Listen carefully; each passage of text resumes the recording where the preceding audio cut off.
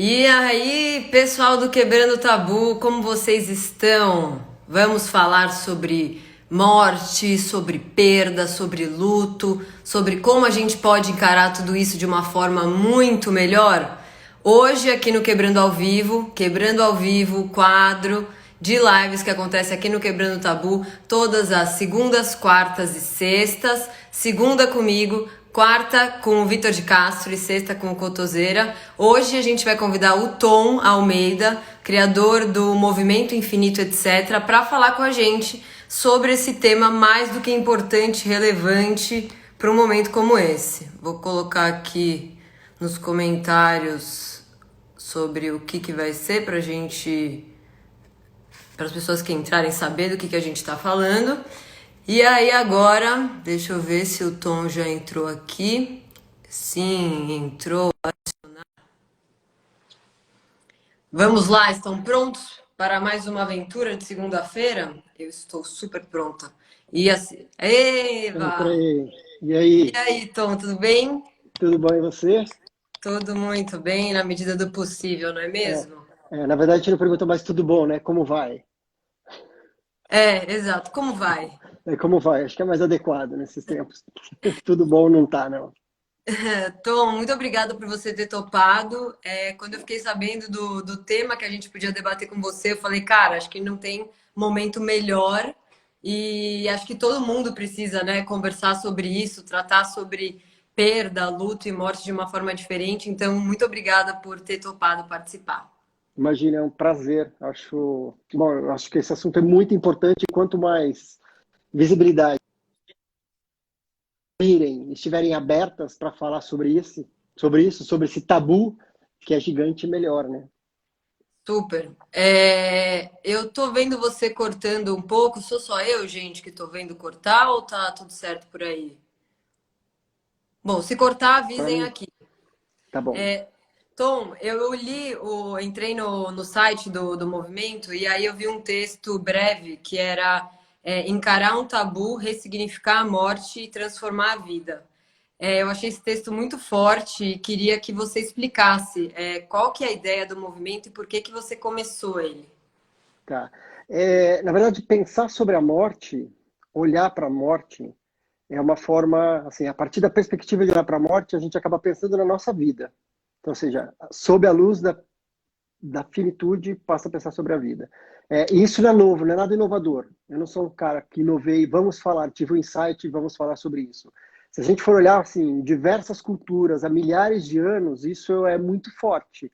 É justamente quase que uma forma meditativa da gente ter clareza da qualidade de vida que a gente está vivendo, das relações que a gente tem, da forma e das escolhas que a gente tem feito.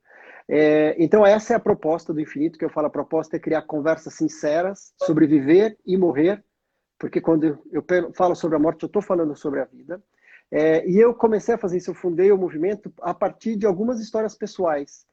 Eu perdi 3 pessoas muito importantes na minha vida numa sequência de um pouco mais de 3 anos. Eu perdi a minha mãe, depois eu perdi um primo muito querido e próximo, que morreu muito cedo, e depois o meu pai.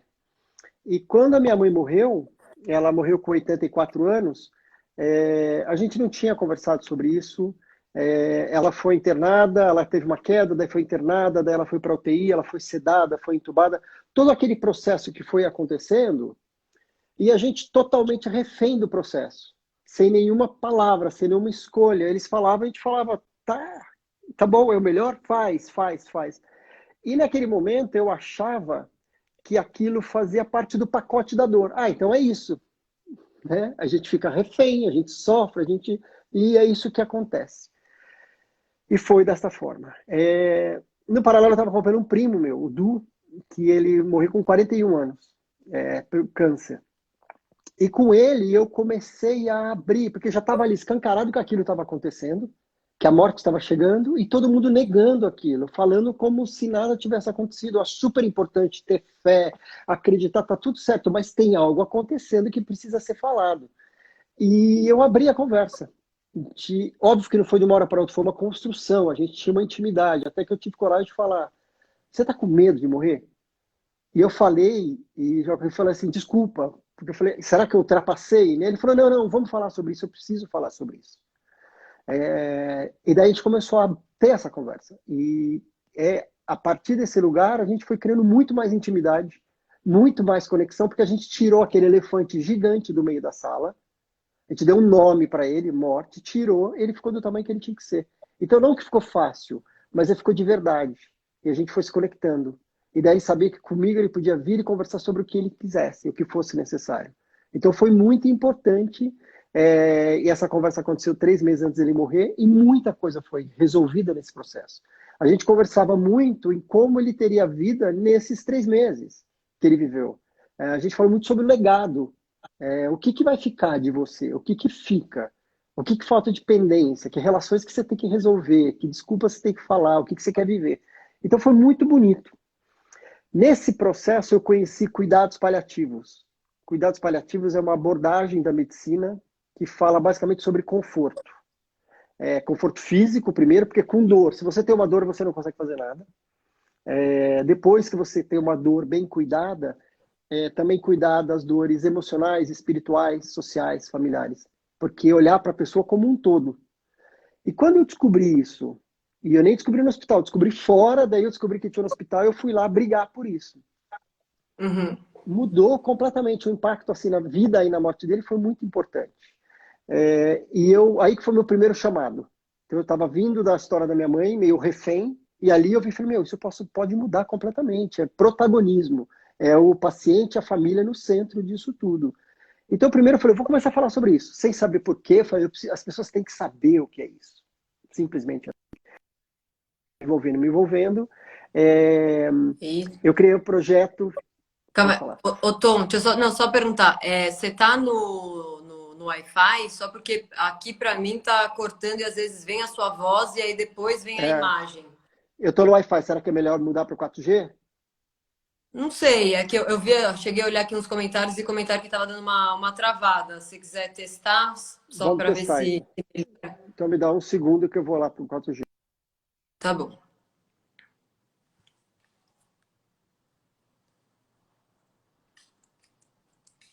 Espera aí, gente, estamos fazendo um teste aqui na conexão para ver se dá uma melhorada. Melhorada? Então vamos lá. Vamos. Bom. E daí, sabendo, quando eu comecei a me envolver com a história de cuidados paliativos e falar sobre isso, eu vi quanto que isso impactava. Daí eu criei um projeto que chama Cineclube da Morte, que é um projeto que eu faço com uma médica, a doutora Ana Cláudia Quintana, que ela é uma paliativista, geriatra, e a gente começou a fazer um projeto no Belas Artes, aqui em São Paulo. A gente passa um filme com a temática da morte e depois conversa com as pessoas. E no começo a gente não sabia como seria, e foi um sucesso, assim. Na sessão, uma terça-feira à noite, sala lotada, 100 pessoas lá dispostas a falar sobre isso. Eu falei, opa, tem uma coisa aqui, as pessoas precisam, as pessoas estão querendo esse espaço para falar. E daí eu fui me envolvendo nisso, e daí eu olhei para o meu pai. Meu pai estava com 86 anos, eu olhei e falei, está acontecendo aqui também isso. Tá vendo? Ele estava bem, para 86 estava, né? Mas eu falei, eu preciso abrir essa conversa com ele antes disso acontecer. E daí foi difícil, não é fácil. Você virar, e eu virei para meu pai um dia, ele morava no interior, eu fui para lá e eu estava ajudando ele no banho, fazendo a barba dele. Eu falei, pai, você está com medo de morrer? Você tem medo de morrer? Ele falou, não, eu não tenho medo. Mas você acha que já está na hora de morrer? Porque eu olhando para a vida dele de um idoso, aquela vida meio com aquela rotina, eu falava, acho que talvez já não tenha mais sentido. Ele falou, não, tá ótimo, tô bem assim. Então, eu acho que esse primeiro também foi um primeiro insight também. E não é o que a gente pensa, é o que a outra pessoa pensa. Ele Sim. falou, não, tô bem. E daí a gente foi conversando. E muito do que a gente conversou naquele dia foi muito importante um ano depois, quando ele veio a morrer. Muitas das decisões. E a experiência que eu tive da minha mãe, com o Du, com o meu primo, e com o meu pai, eu falo que eu fui abrindo espaço e criando espaço para que a morte acontecesse. Porque ela iria acontecer. Não estou falando de ela não acontecer, não tem como evitar a morte, né? Não sei se todo mundo sabe, mas a taxa continua sendo 100%. Todos nós vamos morrer. Sim. Mas eu tenho como criar esse espaço para que ela acontecesse e que as conexões aconteçam, para que tenha intimidade, para que tenha um processo. E daí assim foi, que nem minha mãe a gente não teve participação nenhuma, meu pai a gente teve toda a participação. Meu pai morreu no quarto com a gente, no hospital, os médicos sugeriram que ele fosse sedado. Eu falei, não está na hora. Ele estava confortável, ele não tinha por quê. Então, a sedação também é uma forma de não lidar com aquilo que estava acontecendo. Não, a gente quer lidar com isso, a gente não quer fugir disso. A gente não quer sofrimento, sofrimento físico, a gente quer ele confortável fisicamente, mas todo o resto a gente vai. Então foi completamente diferente. Daí eu fui entendendo a importância disso, e eu fui me envolvendo, então não foi uma escolha. Eu fui meio escolhido para falar sobre isso, e desde então, eu falo assim, a morte ela é indigesta, é difícil, né? Então, eu fui criando várias formas de convite. Então, tem o Cineclube da Morte, eu tenho a Morte no Jantar, que eu faço um jantar para falar sobre a morte. Eu tenho um festival que acontece todos os anos, que daí eu trago palestrantes internacionais, trago os palestrantes daqui, rodas de conversa, discussões. Agora está acontecendo o Sarau Infinito, que eu transformei tudo, obviamente, virtual, encontros, para abrir espaço para falar sobre isso, porque é muito importante. Então, isso era a próxima pergunta. Por que que você acha que é tão importante falar sobre a morte? Tá? Primeiro tem essa questão eu passo a refletir sobre a minha vida, sobre as minhas relações, há tempo de fazer alguma coisa, porque muitas vezes a gente chega no final da vida e daí não dá mais tempo. E o arrependimento é um dos piores sentimentos que existe. E chegar no final e falar, putz, eu não devia ter trabalhado tanto. Eu deveria ter ficado mais tempo com a minha família ou com os meus amigos. Eu não deveria ter vivido a vida que os outros queriam, deveria ter vivido a vida que eu queria. Então, mais tem essa questão. Quem lida melhor com a morte, ela tende a ter um luto mais saudável, que o luto é um processo natural. O luto é o rompimento de um vínculo importante. É uma dor que a gente tem quando você rompe esse vínculo, você perde uma pessoa. E não só pessoas, né? Tem isso, é o maior luto, mas também a gente tem outros lutos, né? Que agora a gente está vivendo um luto coletivo. Pela várias empresas quebrando, empregos, relacionamentos. Então, tem algumas perdas, elas doem muitas vezes tanto quanto a perda de alguém. Então, isso todos são lutos. Então, se você lida melhor com a impermanência das coisas, que tudo em algum momento vai acabar, você tende. Não tô falando, em nenhum momento eu estou falando que não vai ter sofrimento. A ideia não é essa, de vamos minimizar. É que vai ter, mas você vai viver ele integralmente. E daí é mais provável que você possa passar por um processo de transformação. Então, ou seja, olhar para a morte também é um processo de autoconhecimento. Porque você olha, quais são os seus valores? O que é importante para mim? O que eu quero? Quem são as pessoas que eu quero ter perto de mim quando isso acontecer? Quando eu estiver perto disso? Então, você vai para a essência, você vai para aquilo que é importante, entendeu? Eu acho que isso foi uma das coisas mais loucas de quando eu comecei a ler sobre o seu trabalho, de ter escolhas dentro da morte, né? Porque a princípio, para mim, era tipo, não há escolha. Tipo, eu não sabia nem se eu estivesse no hospital, numa situação quase terminal, eu achava que eu não tinha escolha de decidir coisas. E aí foi Uhum, aí que eu vi do seu trabalho, não, sim, a gente tem escolhas nesse momento. Eu até queria que você total. falasse sobre essas escolhas. Se você Claro. está numa situação terminal, o que, que são coisas que você acha saudável que a gente pense, ou para o nosso familiar, enfim. Entendi. É super importante, por isso que eu adoro tanto isso, que é a história do protagonismo. Ser protagonista disso, escolher o que é importante. Então ele começa com um pensamento meu, né? O que que para mim é importante? O que que eu não quero passar? O que que eu não quero viver? O que que eu não suporto? Quando eu estiver numa fase final, é, eu não quero passar dor, eu não quero passar frio, eu não quero, sabe, questões pensando no hospital de que eu não quero que aconteça. Então tem uma reflexão minha, obviamente eu preciso talvez conversar com o médico, porque a gente não tem conhecimento técnico sobre as coisas. Porque toda vez que eu escolho uma coisa, eu também estou falando não para várias outras. Sim. Ou se eu falo não para uma, eu estou falando sim para. Então tem esse processo de uma conversa, conversar com os familiares sobre que as pessoas que estão próximas, aquelas pessoas que provavelmente vão cuidar de você, porque não adianta você falar assim, eu quero isso, não quero aquilo, mas não avisar as pessoas sobre o que você quer. Que assim, que é no momento que eu não puder me expressar, pode ser que não seja, pode ser por uma questão de um acidente, e é uma pessoa jovem daí está numa UTI internada. Então, o que que eu quero? Como eu quero que seja cuidado? Quem eu quero que cuide de mim? Quem eu quero que me visite? Quem eu não quero que venha me visitar? Que tipo de... Eu quero que toque uma música que eu odeio, barulho de hospital, então me coloca um fone de ouvido e me deixa essa trilha aqui para ficar ouvindo. Como é Uhum. que vocês podem cuidar do meu conforto físico e do ambiente, etc. E daí isso vai culminar num documento. Existe um documento que chama Testamento Vital. É um documento que você pode escrever tudo o que você deseja quando você não pode se expressar em relação a cuidados. E nesse documento, você, além do cuidado que você tem nesse momento que você não pode se expressar, você, inclusive, pode colocar em relação se você gostaria de ser enterrado, se você gostaria de ser cremado, o que você gostaria que seu corpo fosse doado para estudos, que isso é possível para uma faculdade de medicina. Você deixa tudo isso claro. É um processo, é uma conversa de muita transformação. Às vezes as pessoas perto não estão preparadas para ter essa conversa, mas é uma evolução. Mas isso no final, primeiro que essas conversas elas criam muita conexão. Porque daí você está falando assim, eu estou abrindo para mim o que é mais importante, o que é mais sagrado. Você abre o meu peito e fala sobre tudo isso e você também. Então a gente abre espaço para falar sobre isso, porque a gente está falando sobre amor, está falando sobre tudo isso. E depois, quando acontecer, a pessoa que está cuidando da gente, ela muda de um lugar de será que eu estou fazendo a escolha certa? Que isso pode atordoar ela o resto da vida. Será que eu tomei a decisão certa? Será que seria diferente? Para um outro lugar que eu fiz porque ele queria. Eu estou bem porque eu fiz o último. Então ainda tem o cuidado. Mesmo na morte, a pessoa se sente cuidando da outra pessoa. Então por isso que eu falo que também traz uma qualidade, um luto mais saudável para essa pessoa. Ela vai sofrer, ela vai chorar, ela vai sentir saudade, tudo. Mas vem esses elementos que falam, mas eu fiz alguma coisa. Então isso ajuda a pessoa a começar a organizar esse luto, fazer uma organização emocional para ela passar por esse processo do luto. Então é por isso que a gente tem essas escolhas. Entendi. E assim, uma coisa, acho que também, várias coisas me impressionaram quando eu fui pesquisando para fazer essa entrevista. E uma foi que estava escrito que 87% dos brasileiros não se acham prontos para a morte. E aí, ao mesmo tempo, eu fui pesquisar qual era a nossa porcentagem de brasileiros que se consideram católicos.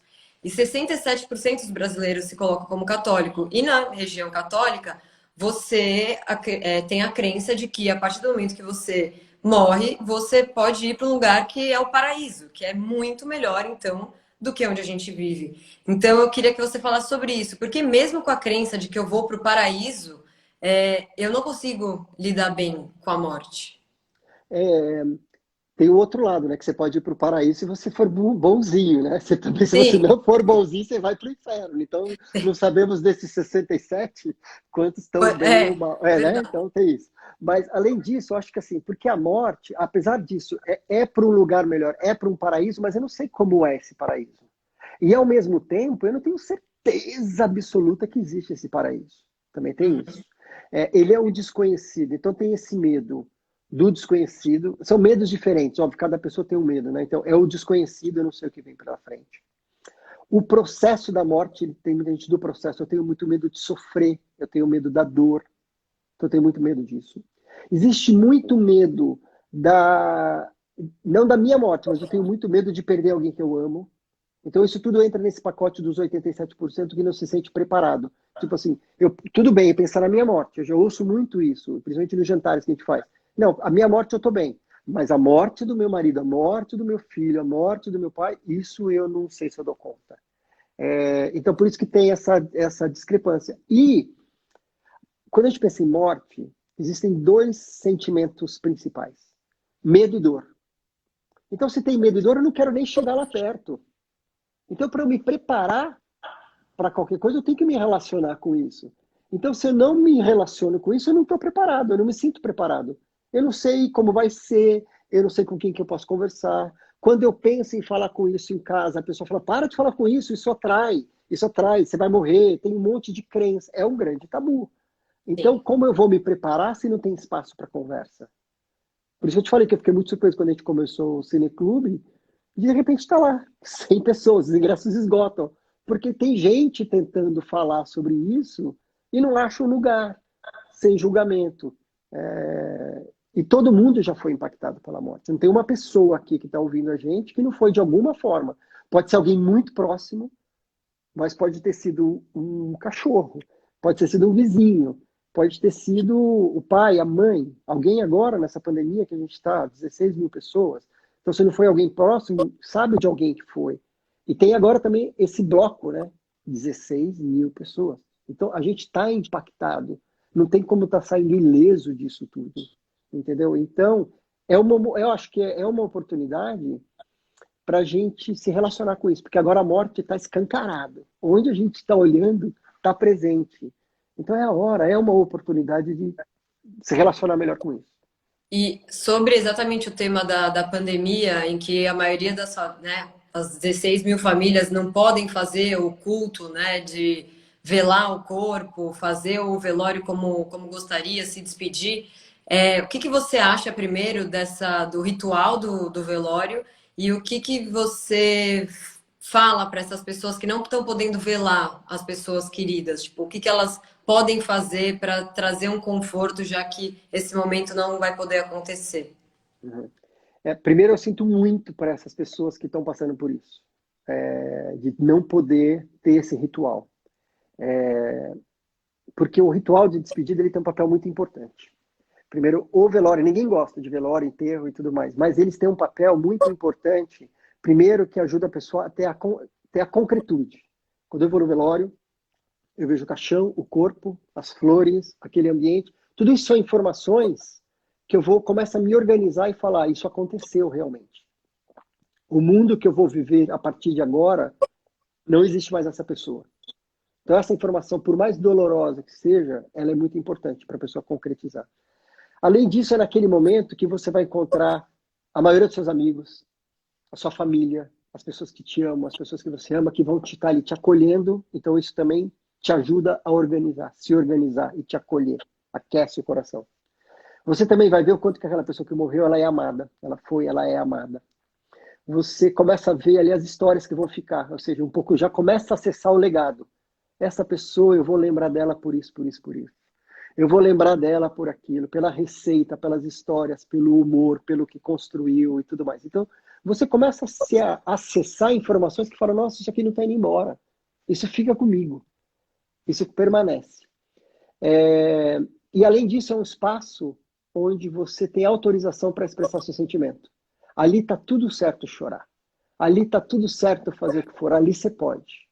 A partir do momento que sai dali e começa a passar um tempo, a nossa sociedade começa a julgar. Tipo, acho que já tá bom, né? Eu acho que o teu choro me incomoda. E a gente já começa a entrar no lugar. Então, ali é permitido. Então, a primeira coisa, assim, é importante passar por tudo isso. E quando eu percebi, me dei conta disso, dessa importância, e vendo tudo isso quando começou a acontecer, eu vi que existia uma outra possibilidade. Na verdade, a gente criou um guia de rituais de despedidas virtuais. Porque o ambiente virtual invadiu a nossa vida. Então, a proposta não é substituir, mas olha, tem uma outra opção. Então, nesse guia, a gente fala sobre esta importância que eu acabei de contar. Olha, é importante. E existe essa opção. Primeiro, que é contar que existe, através desse ritual virtual. Então, ele tem 4 passos que ele fala. Primeiro, assim, é um planejamento estrutural. Então, peraí, como vai ser? A gente vai... qual a plataforma que eu vou usar? Nós vamos fazer quando? Então, todo um pensamento estrutural. Depois fala convidados. No segundo passo, quem que eu vou convidar? A gente vai fazer uma cerimônia íntima só para a família, a gente vai fazer uma cerimônia com os amigos mais próximos, a gente vai fazer uma cerimônia grande. O que eu vou fazer? Né? Um terceiro passo, o planejamento mesmo da cerimônia. Eu vou ler algum texto? Eu vou convidar umas pessoas para lerem alguns textos? Eu preciso falar com elas, eu preciso pedir que elas se preparem. Ou elas vão escrever, ou elas vão pensar. Como é que eu deixo bem personalizado? A gente vai falar sobre as receitas, a gente vai falar sobre a música, a gente vai falar como é que a gente deixa isso muito personalizado. A gente vai trazer uma parte religiosa ou espiritual. Como era essa pessoa? Como é a família? Então, todos esses pensamentos, para daí na hora da cerimônia eu ter um roteiro, realmente deixar isso bem roteirizado.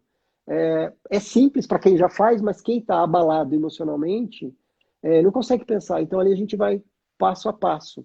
E o que eu tenho ouvido de pessoas que têm feito essas cerimônias via Zoom, via outras plataformas, é que também se ganha muita coisa. Então a gente perde tudo isso que eu te falei da cerimônia, mas também nessa outra tem ganho também, alguns ganhos. Por exemplo, ela é atemporal. Você pode fazer quando você achar que tem que fazer. Pode ser no dia, pode ser 3 dias depois, pode ser 7, pode ser 15 dias, pode ser um mês, ou mais de uma vez. Você pode fazer com um grupo específico, só com a família, e depois com os amigos. Os amigos do trabalho podem fazer uma separada.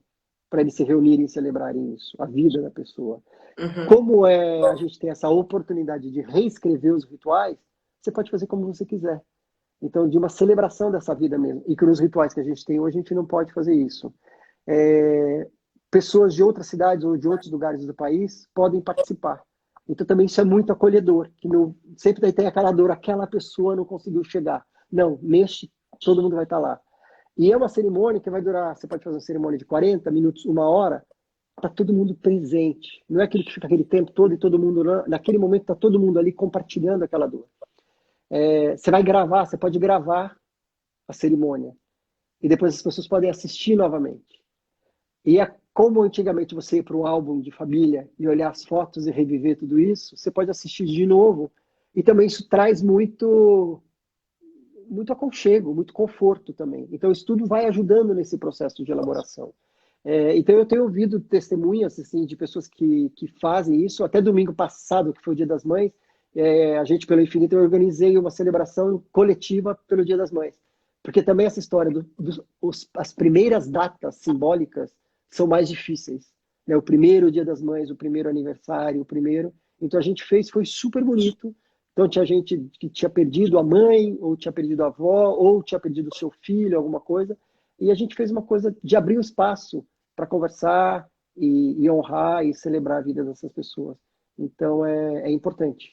É Não, importante. e acaba sendo uma forma de conseguir um acolhimento e conseguir, né, dividir essa dor, independente da presença física. É conseguir Total, também fazer, né, total, todo o total. ritual e ainda conseguir, às vezes, ter pessoas que normalmente não poderiam estar, ouvir gente falando que se sente mais à vontade, porque o ambiente é um pouco mais confortável, né? Porque, querendo ou não, no momento que você está velando uma pessoa, é muito intenso, tem muito choro, então de repente até tem uma outra troca. E outra É, coisa, deixa eu só complementar, desculpa. E também, às pode. vezes, a pessoa que está ali, que está mais abalada, muitas vezes ela fala, eu nem lembro o que aconteceu no velório, eu não lembro quem foi e tudo mais. Então ela está tão abalada, então ela não tem essa informação para se organizar. E depois, fazendo pelo virtual, ela consegue ver algumas vezes. Isso vai ajudando ela a se organizar também. Tem uma coisa relacionada a velório que eu pensei de uma coisa pessoal, que foi quando meu avô faleceu, a gente foi lá fazer velar o corpo e ele ia ser cremado.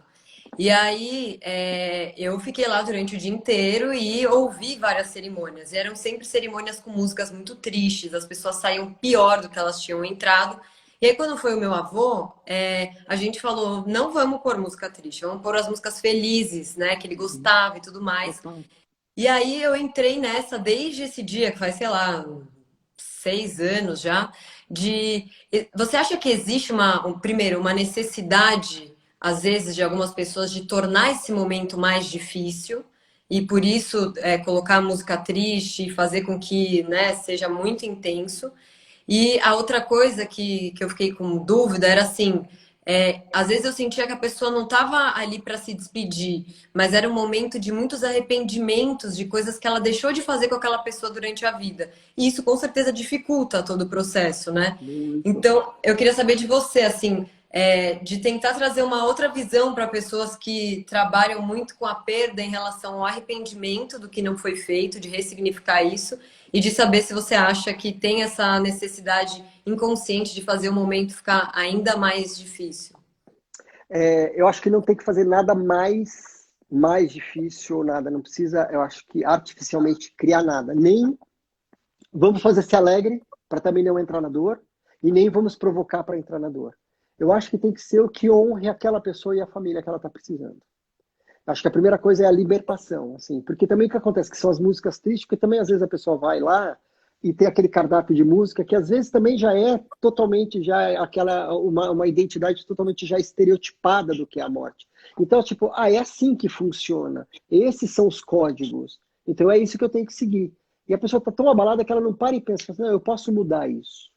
Então eu acho que muda. Eu acho que tem que ser esses rituais, eles têm que estar a serviço das pessoas. Então, eles podem ser da forma que elas melhorarem. E não tem como, porque eu tenho certeza, mesmo quando vocês colocaram a música, pode ser a música mais divertida, mas quando você estava lembrando do teu avô, eu tenho certeza que todo mundo se emocionou. Por mais que Sim. estivessem dançando, ou seja lá o que estivesse acontecendo, todo mundo, mas porque se conectou no amor. Então eu acho que o que tem que acontecer, os rituais, tem que fazer com que a gente consiga se conectar no amor, se conectar nas lembranças, se conectar naquilo que fica, para eu poder honrar tudo isso. Em relação a arrependimentos, por isso que eu acho que o trabalho do infinito é importante, que assim, resolve agora, já. Se você, alguém aí está pensando em alguma pendência, já vai resolver. Porque depois fica mais difícil de resolver. Por isso que as pessoas se arrependem, me desculpa, e várias coisas, eu devia ter pedido isso. Muitas coisas se resolvem, às vezes, na última semana de vida da pessoa. Só que às vezes não tem a última semana, às vezes não tem a última hora para pedir perdão e tudo mais. Então eu gosto muito de provocar as pessoas assim, se você soubesse que você tem 1 hora de vida e você pudesse fazer uma ligação, para quem você faria, o que você diria? Então, para dar isso, porque a gente nunca sabe. Será que é a nossa última hora? Espero que não. A gente está bem, mas é possível. Então não tem a ver com o olhar, de um olhar macabro, de um olhar pessimista. É só a realidade, é a impermanência. A nossa vida é frágil. Isso pode acontecer a qualquer momento. Então, assim, os arrependimentos depois, tardios, são mais fáceis, mais difíceis de resolver. Então, quanto mais a gente poder ir resolvendo, pensando que talvez eu não tenha chance para resolver, vou resolver agora. Ou então, se algo acontecer, eu estou de bem com isso. Eu não vou me arrepender. Também acho que tem isso, também acho que é legal também. Não, eu não estou postergando. Então tem relações que falam, bom, se algo acontecer, eu não vou me arrepender. É o que eu estou pensando hoje. Hoje me serve isso. Eu não vou arrastar isso. Ou não, eu preciso resolver isso, então vai resolver. Acho que é meio isso. Uma outra situação que está acontecendo agora na pandemia, que eu acabei esquecendo de perguntar na hora que a gente estava falando especificamente desse tema, é assim, as pessoas que pegam o coronavírus, elas vão para o hospital e algumas não saem. E aí, Uhum. então, existe esse momento hoje de você não poder ir ver essa pessoa mesmo com vida, né? Você não sabe o que vai acontecer, mas você não pode entrar lá para ver ela, É. independente da situação dela. Como deixar isso um pouco mais confortável, sabe? O que você acha que dá para ser feito nesse momento em que você se sente tão incapaz de fazer algo mesmo com a pessoa lá? É uma situação bem desafiadora. Bem, porque tem hoje a conexão, né, de a gente poder usar celular, tablet e tudo mais, mas nem todos os hospitais estão conseguindo isso. Os profissionais de saúde, eu tenho falado com muitos profissionais de saúde, às vezes eles não têm tempo para isso. Então é entre colocar entubar uma pessoa e colocar o celular para uma outra pessoa falar. E hoje, eu sei que os profissionais de saúde também estão considerando este contato tão importante quanto, não é minimizando, mas sabendo que é muito importante. Então, é tentar achar uma forma tecnológica de que isso aconteça, de mandar um WhatsApp, de tentar falar, de tentar se conectar. E de conversar, falar tudo que tem que falar antes, enquanto você está com a pessoa. Entendeu? Acho que também essa oportunidade de falar, começar a virar para as nossas pessoas com quem a gente vive, de começar a se declarar mais e de resolver as pendências, para que não fique nada. Tipo, se você tiver pressa a morrer, eu falo que eu te amo. Não, fala já. Fala já. Uhum. Se você estiver perto de morrer, eu vou pedir desculpas. Eu vou falar que você foi a pessoa mais importante da minha vida. Eu vou falar que. Né. Ou eu, quando eu tiver. Se eu tiver nessa situação como paciente, falar, nossa, eu nunca falei. Ninguém sabe onde está guardado não sei o quê. Ninguém sabe a senha de não sei o quê. Ninguém sabe a senha do banco. Ninguém sabe nada. Então a pessoa também, imagina lá a pessoa no hospital, sabendo que talvez ela morra, a agonia que ela está passando desnecessariamente. E também é muito importante, mas fazer antes, porque talvez depois, infelizmente, não dê tempo. Eu falo que essa conversa, a gente sempre acha que é cedo demais, até quando já é tarde demais. Ah, a gente conversa. Quando, e talvez não chegue esse quando. Então, essa agonia passa para os dois lados. Quem está aqui de fora, que gostaria de ter falado coisas que não pôde falar, e a pessoa que está lá dentro também, de um perdão e tudo mais. Então, a gente está em casa aí se protegendo, espero que a maior parte das pessoas, quem pode, está ficando em casa e tudo mais, mas aproveite esse tempo também para conversar com as pessoas, para pensar sobre isso, para organizar a vida. Nos Estados Unidos eles têm um termo que eles falam que chama assim, when I die, file. Tipo, é um arquivo quando eu morrer. É uma pasta, mas já tem etiqueta com tudo bonitinho, tudo escrito, senhas e tudo mais. E hoje em dia já existem até trabalho para que organize isso, movimentos para que isso fique mais organizado, para também facilitar o processo. Porque muitas vezes, daí, na hora que a pessoa morre, a gente tem tanto perrengue para resolver durante meses, que também isso até atrapalha o processo de luto. Você nem consegue viver o processo direito, porque você só está resolvendo o perrengue. E as coisas que são muito difíceis, em vez de viver o que tem que ser vivido.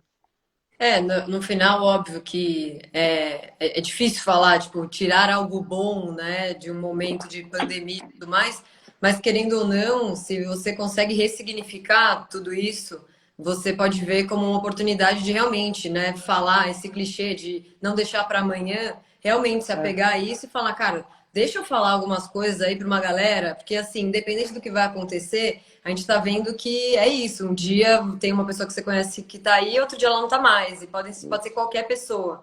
Então, a gente tentar, sei lá, aproveitar é, isso de alguma forma e dizer é, as coisas que a gente quer, né? exatamente. E você acha que existe um luto coletivo no momento que a gente está vivendo, ou você acha que o luto só é vivido por quem passa por isso? Não, a gente está vivendo um luto coletivo. E são lutos múltiplos. Porque está todo mundo vivendo, por exemplo, primeiro o luto da liberdade. Mesmo que eu não tenha perdido ninguém, mas a minha liberdade. Assim, eu não consigo sair de casa. Eu sei que eu não devo sair de casa. Eu estou vivendo o luto da vida que eu tinha, porque talvez ela não venha a existir mais. Luto de papéis sociais, luto da rotina, luto do meu emprego que eu perdi, luto antecipatório do luto do emprego que talvez eu vá perder, luto do meu negócio que quebrou, luto antecipatório do meu negócio que talvez quebre, é, luto das relações, né? A gente sabe de muitas relações aí que essa convivência 24 horas não estava incluso a quarentena, que também estão acabando. As crianças, luto da escolinha, luto da rotina de acordar e ir para o inglês, luto da babá, que não vai mais ver essa pessoa, que muitas vezes é a pessoa que ela passava mais tempo junto. Então tem muitos lutos que a gente está vivendo. Fora o luto de ver milhares de mortes que nos impacta e o luto das pessoas que estão perdendo também pessoas, seja pelo corona, seja por outras mortes também nesse mesmo período. Então, sim, é um período de luto coletivo. Então, acho que a gente tem que pegar leve um com o outro, que está todo mundo mais frágil, mais à flor da pele. E isso também é um fato do luto. É que é difícil falar assim, isso é o luto, isso é do estresse. É tudo muito misturado. Mas entender, reconhecer que a gente não está no estado normal. Todo mundo está no estado mais alterado. Fora toda a situação política que faz com que tudo fique muito mais inflamado. Daí fica quase impossível de lidar com tudo isso. Mas, sim, e isso é bastante preocupante porque isso tem um longo prazo. Existe um outro fator do luto que eu falei, né? O luto é um processo natural que a gente tem quando a gente rompe um vínculo. Ele é muito particular. Cada um tem uma forma de viver seu luto. Não é igual. O tempo não é igual. Cada um tem a sua forma, porque nós somos muito diferentes um do outro. Então, cada um vive de uma forma. Mas existe um termo, e aí com o tempo você vai se reorganizando e adequando a vida a essa nova fase sem a pessoa que você ama. Ou a coisa, né? Você vai se reorganizando e viver sem isso. Mas tem pessoas que ficam presas nesse processo. E isso daí é chamado luto crônico ou luto complicado. Que daí isso tem um impacto muito grande. Então isso está muito relacionado, às vezes, a luto por suicídio, ou por acidente, ou por algo muito grave. E também hoje, no corona, também tem isso. No Covid tem isso, que é tipo, eu não sei como foi, eu não sei se a pessoa sofreu. Será que ela estava sozinha? Será que vários serás que a gente não tem respostas? Então isso pode levar para um luto complicado. E o luto complicado tem um impacto muito grande na vida das pessoas. Então a pessoa pode ficar nisso, ela vai ficar, ela pode desenvolver depressão, doenças físicas, doenças psíquicas, rendimento no trabalho. Então vem aí uma onda de que vai durar muito tempo pós-Covid, que é violenta também. Então, por isso que eu estou, para mim, essa preocupação dos rituais, de falar dos guias de rituais, ele é tão importante para ajudar a minimizar e ajudar a organizar as pessoas. E as pessoas poderem falar assim, eu não estou bem hoje, porque você está assim, vivendo um luto. Reconhece isso, se cuida. Às vezes você precisa descansar. Às vezes você precisa chorar, às vezes você precisa ligar para alguém. Tá tudo certo. Talvez você não está dando conta de meditar, você não está dando conta de fazer. Tá tudo certo, às vezes você precisa descansar. É importante falar que tá tudo certo, porque esse luto machuca as pessoas. A gente tá difícil. Então tá E, tudo certo. quando a pessoa ela tá vivendo luto, eu acho que existe isso dela se pressionar para ficar bem. Então, assim, em que momento a gente entende que a gente tá bem e em que momento a gente tem que perceber que a gente está se forçando a mostrar que tá bem porque o outro espera que esse tempo já deu? Tipo, como a gente Uhum. lida com essa sensação? Então, eu não tenho uma resposta. Desculpa decepcionar. É No um pouco sentido assim, difícil. desculpa, essa eu não vou poder ficar para a próxima live. Não, é que, como eu disse, é muito individual. É muito particular isso. E assim, eu acordo falando, nossa, passou, hoje eu tô bem e amanhã de novo eu tô mal. Às vezes, na mesma hora eu tô bem, depois eu tô mal. Então, o que acontece é conforme como que eu vou espaçando esse intervalo entre tudo isso. Então, é muito mais, por isso que eu até brinquei no começo com você, como você tá? Então, acho que essa é a pergunta. Como que você tá hoje? Como é que você tá agora? Então, agora eu tô bem. Agora eu tô um caco. Então, tá bom. Tá tudo certo. E outra coisa, acho que é mais importante também para as pessoas nunca usarem, mas ainda tá assim, ou já está assim. Então, são duas palavrinhas monstruosas no luto para quem está de fora. Porque, mas você ainda está no luto? Ainda está chorando? Ainda está? Ou tipo, você já vai sair? Você já arrumou um namorado? Você... Então isso é muito cruel, entendeu? Então e tem essa coisa assim das pessoas se comportarem muito mal, porque nessa sendo o acompanhante do luto assim, porque o teu luto me incomoda, sabe? A tua dor me incomoda, eu não sei como lidar, então eu falo, quero te resolver, eu quero. Então às vezes a gente pode ser agressivo, então eu já vi muitas coisas péssimas assim de comentário, até em velório, sempre assim, sempre aquilo também. Mas, nossa, Deus quis assim, não fala assim. É, poderia ter sido pior. Não, como poderia? Para mim não poderia ser pior. Então, como você me falar que poderia ser pior? Então, tem algumas coisas assim. Então, assim, o melhor é chegar, falar, não sei o que falar. Eu estou aqui para estar com você. Não pergunta muito como eu posso te ajudar, porque a pessoa está tão desorganizada que ela não consegue fazer isso. Então, seja gentil. Você conhece a pessoa e fala, estou no supermercado e estou fazendo uma compra e vou deixar para você. Fiz um bolo e pensei em você. É, hoje eu sonhei com a pessoa que morreu. Às vezes, porque também essa é uma coisa, as pessoas não têm espaço para falar. Porque se alguém perdeu, e daí como você perdeu o seu avô, por exemplo. E daí se você logo depois, que, né, que você falou do teu avô, falasse talvez do teu avô para os seus colegas, todo mundo talvez ficasse incomodado. As pessoas ficam incomodadas, tipo, sabe aquele silêncio na mesa? Porque a pessoa falou. Não, a pessoa quer falar, porque aquela pessoa existe ainda para ela. E quanto mais falar, é melhor para ela, ela se sente bem. Então a gente tem que saber se relacionar com isso, falar sobre a pessoa, porque ela existe ainda para a pessoa. Ela morreu, mas ela existe, as memórias estão, ela está presente para sempre. Sobre isso que você falou, do comportamento que a gente pode ter, né, com pessoas que acabaram de ter perdas, eu pensei assim, que quando o meu avô faleceu, eu recebi muito a mensagem dos meus sentimentos. E eu sempre vejo, quando pessoas contam o que aconteceu, né, uma fatalidade, as pessoas falam meus sentimentos. E aí eu falei, cara, essa frase para mim, ela não me passa uma verdade. Ela me É, passa assim uma coisa mecânica de um momento muito sensível.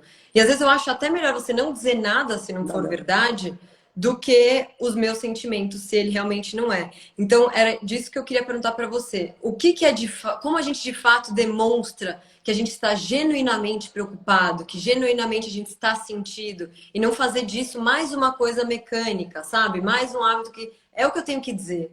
É, é. Eu acho que primeiro assim é ser honesto. Então, às vezes, muitas vezes assim, eu não sei nem o que dizer. Vou só te abraçar. Vou só ficar aqui. Eu não sei o que te dizer. A outra coisa é, eu sinto muito pela sua dor. É isso, eu sinto muito que você esteja passando, eu sinto muito pela sua dor. É sobre ela, não é os meus sentimentos, mas quais sentimentos, né? Também eu acho que vira uma frase padrão. Então eu sinto muito pela sua dor, eu não sei o que eu posso fazer, mas eu estou aqui para te ajudar. Eu te trouxe isso, eu fiz aquilo, mas também tendo cuidado que assim, eu estou fazendo isso realmente para a pessoa ou eu estou fazendo para mim? Porque eu não estou dando conta disso. Então, eu tenho que tomar cuidado de quem é essa pessoa e quem sou eu, para que serve, a serviço de que eu estou fazendo isso. Porque Uhum. a gente também, às vezes, a gente atropela porque a gente não considera dor e também, muitas vezes, a gente atropela por excesso. A pessoa fala, me dá um tempo, eu não sei a resposta. E, às vezes, só ficar do lado é uma baita companhia. Ficar de mão dada com a pessoa. Tô fazendo brigadeiro, tô indo aí, vamos assistir um filme, comer brigadeiro? Só. Uhum. Se você conhece, sabe que ela gosta disso. Se você não é íntimo e não sabe que ela gosta disso, não faça isso. Então é ser autêntico mesmo, ser verdadeiro. Fala, meu, fala da forma como você fala. Se você chegar para tua amiga e falar assim, caralho, eu não sei o que dizer, é o que você deve dizer. Porque se você Sim. fala meus sentimentos, isso não cabe na tua boca, não é a linguagem que vocês usam. Meus pêsames. O que isso quer dizer? Ela não tem sentimento, ela não tem verdade. Então é Exato. isso, é ser honesto. Mas esteja presente. O que acontece, eu ouço muito, ainda mais com mortes violentas e trágicas, que também é um grande sofrimento que as pessoas têm, de muitos amigos, muitos familiares sumirem do mapa, porque eles não sabem lidar. Então também é muito difícil, porque além da morte da pessoa, a pessoa está lidando com a morte dessas relações. Então, às vezes, eu falo assim, eu vou aí, mas eu não estou sabendo lidar com isso, mas eu quero ficar com você. Eu queria te dizer que eu te amo, que eu estou pensando em você, acordei pensando em você. É se fazer presente no ponto certo. Qual é o ponto certo vai depender da relação que você tem com a pessoa, de quem é essa pessoa. Mas é sempre olhar. Tem uma teoria que eu acho super legal, que chama Teoria dos Anéis. Ela é muito simples, foi uma menina canadense que fez, ou australiana, não sei. A gente até no site do Infinito, no Instagram, um desenho, pensa nos anéis, assim, é uma teoria dos anéis. Então tem a bolinha, a outra, os círculos. Então, quem está no centro, você tem que olhar assim, onde eu estou nesses anéis? Eu não sou a pessoa mais afetada, então quem é a pessoa mais afetada? Essa pessoa que está dentro, ela pode tudo. Ela pode chorar, ela pode espernear, ela pode xingar, não, não, não. Se eu estou um círculo mais próximo dela, eu ouço tudo e recebo tudo esse lixo, tudo isso para fora. E para dentro eu ponho só conforto, só cuidado. Daí eu viro nesse outro arco para fora, e para fora eu posso chorar, posso falar, posso brigar, posso não sei o quê. E a pessoa de fora, ela se vê um círculo além. Então ela recebe e ela conforta. Daí ela vira para fora do círculo e e o outro pro... Então daí é uma rede, é um círculo sustentável de que quem está mais sofrido pode tudo. E daí você tem que enxergar, porque hoje muitas vezes, por exemplo, uma grande violência é você descobre que alguém morreu, você já vai no Facebook e fala um monte de coisa. Às vezes as pessoas mais próximas não estão sabendo ainda. Então, antes de fazer isso, fala assim: a pessoa que é mais próxima já fez alguma coisa? Ela pediu? Ela já postou? Às vezes o filho não está sabendo ainda que mora longe, ele fica sabendo pelo Facebook. Então, acho que a gente tem que sempre se olhar onde eu estou nesses anéis. Qual é o Uhum. meu lugarzinho na fila do pão? Qual é o meu lugarzinho nos arcos aqui, desses círculos? Eu acho que isso é tão importante. Não queira ultrapassar esses círculos e saiba o teu lugar. Então, tem um momento que você está ali só para confortar. E está tudo certo. Porque aquela pessoa não está dando conta. E daí você acha alguém que está um pouquinho fora para que ela dê conta de você. Para você respirar e daí voltar lá para dar o suporte. É bonito pra caramba, vai. Sim, não, Essa. e assim, isso independe da presença física, né? Porque, Independe. assim, se a gente não tá num momento de isolamento, fazer o brigadeiro e ir na casa da pessoa é possível. Se não é, você marca de fazer isso Sim. pelo Pelo fone. celular, você fala de É, outras coisas, né? Você. é, O que que essa pessoa gosta? Ou se não é falar de outra coisa, se a pessoa quer falar sobre isso, de ficar ouvindo, é tipo, se pôr à disposição, né? Tipo, é. eu acho perigoso quando a gente entra nessas caixas com as regras do que dizer e o que fazer. Total, E aí total, vira um negócio tão insensível, né? Eu acho que é total, tipo, total. cara, deixa suas caixas de lado e Isso, sente, né? O que a pessoa isso, fala, o que ela mostra, diz isso. muito, né? De como a gente É, deve se posicionar. E E principalmente falar para ela sentir que ela pode contar com você. Seja para chorar, seja para falar merda. Às vezes, porque às vezes você precisa desopilar. Eu preciso assistir uma comédia para desopilar. E você não vai ser a pessoa que vai julgar. Fala, mas espera aí, como assim? Assistir uma comédia? Às vezes a pessoa precisa disso. E depois no final ela vai querer chorar. Tá tudo certo. E você falou da história de fazer virtualmente. Eu acho que também é o que acontece. Antes isso aqui simbolizava um certo afastamento, uma coisa impessoal. né? Essas reuniões, esses encontros, porque assim, a gente poderia se reunir, não para fazer uma live, mas, por exemplo, fazer um happy hour virtual, ou fazer qualquer coisa, uma celebração virtual. É, antes era meio quase que desrespeitoso, por exemplo, no enterro, alguém fazer uma live, alguém ligar, meu, que coisa mais forte, sem noção. Hoje é justamente o contrário, então acho que mudaram os códigos também. Isso aqui simbolizava muito afastamento, agora representa a intimidade, representa a proximidade, porque a gente não tem uma outra possibilidade. Então mudou o código, então você pode estar com a pessoa por aqui, por telefone, mudou, é presença. Então, o que falta não é isso, o que falta é coragem de sustentar, tipo, de estar, porque é difícil, né? É incômodo. Mas é bonito. Se você tem coragem de entrar nesse lugar com a pessoa, pô, daí que essa amizade, essa relação, daí você cria mais conexão, ainda mais intimidade. É, é bonito. É bonito. E, assim, sobre o ritual em si, você acha que para cada pessoa, na verdade, deveria ser de um jeito? Você acha que existia um formato do ritual, de como deve ser velado e como eu devo passar? Isso faz com que a gente fique se julgando? Tipo, não deveria estar sentindo isso, já passou o tempo, ou tenho que fazer dessa determinada forma, apesar de eu não me sentir tão confortável. Você acha que deveria ser mais livre o velório, o luto e todo esse processo? Eu tenho um pouco de medo de falar o que deveria, porque daí é a minha opinião pessoal. Eu acho que assim, é a pessoa entender o que ela precisa. Eu acho que tem pessoas que precisam dos rituais clássicos, tem pessoas religiosas, por exemplo, o judaísmo tem vários processos que são importantes. Então, se aquilo tudo ajuda a organizar a pessoa, eu acho que é esse caminho. O que ela não pode fazer é coisas forçadas, porque tem que ser feito. Então, eu Uhum. acho que ela tem que se abrir e eu acho que é isso que a gente está ganhando por isso agora, nesse novo momento, é a possibilidade de talvez fazer as duas coisas. De ir na missa de sétimo dia, porque minha mãe, para ela, era importante. Então, para mim não é, mas para ela era. Então, eu vou fazer por ela. Mas para mim, eu vou fazer uma de uma outra forma, porque para mim é para o meu processo. Acho que também tem uma coisa, eu honro a pessoa que se foi, mas eu também honro como é que eu celebro ela para mim, né? Então, eu acho que é muito, também, de novo, variado. Mas eu acho que a criatividade, pelo menos para mim, a criação, ela é muito curativa. Então, também nesse processo de organizar, nesse processo de pensar, de eu falar como é que eu vou deixar uma forma bem personalizada. Eu estava conversando com uma pessoa outro dia que vai fazer uma celebração virtual, daí essa pessoa ela gostava muito de cozinhar, então a gente está falando das receitas. Então chegou na ideia de falar, então eu vou pegar essa receita, vou distribuir para as pessoas e falar, ó, essa receita que ela gostava. Se você sentir vontade, faça essa receita no dia, para honrar, e todo mundo vai estar comendo essa receita nesse dia e depois venha para a celebração. Ou então a gente falou, então o que a gente faz? Fala, cozinha essa semana e vai mandando as fotos dos pratos, que daí durante a cerimônia a gente vai compartilhar as fotos. E você não poderia fazer isso numa cerimônia. Então é bonito, porque você está vivendo, você está colocando a presença da pessoa em todos os lugares. Então isso é bonito, isso é. Então eu acho que é um ganho, a gente pode criar. Mas isso eu não estou dizendo assim, daí todas as outras tradicionais não é para ter. Acho que é o que serve para cada um.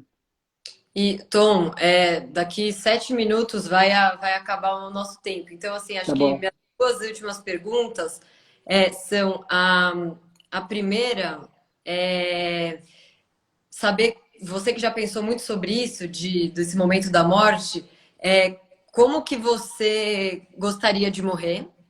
Que é Uhum. né, uma coisa que você disse que a gente deveria saber. E a outra, eu não sei se você respondeu no fim, eu fiquei com uma dúvida, mas assim, quando a pessoa está no momento de luto e ele realmente, sei lá, a pessoa já está há um ano e ela está muito mal, eu queria saber como que a gente sabe que se eu devo procurar uma ajuda, porque esse luto já está realmente muito longo, e quando não. Então, Tá, se você quiser responder do luto primeiro e depois tá de bom, como você gostaria de morrer. tá bom.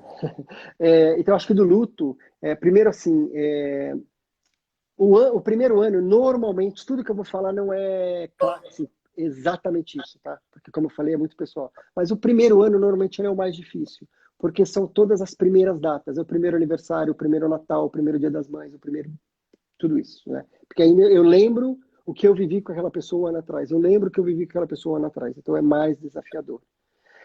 E isso é a pessoa que vai ter reconhecendo. Se a pessoa, assim, ela anda todos os dias muito triste, se ela chora muito, se está tudo muito difícil, se ela não conseguiu reorganizar a vida dela, se ela não conseguiu estabelecer, voltar para uma vida social mínima, se ela se sente muito sofrendo todo o tempo, é importante que ela procure um terapeuta em luto.